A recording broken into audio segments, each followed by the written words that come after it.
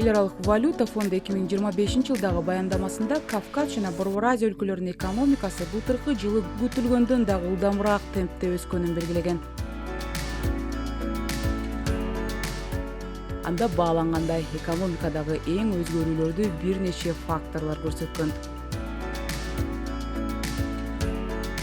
Алсак Грузияда, Кыргызстан, Тажикстан жана Өзбекстанда реалдуу эмгек акы өскөнү жазылган.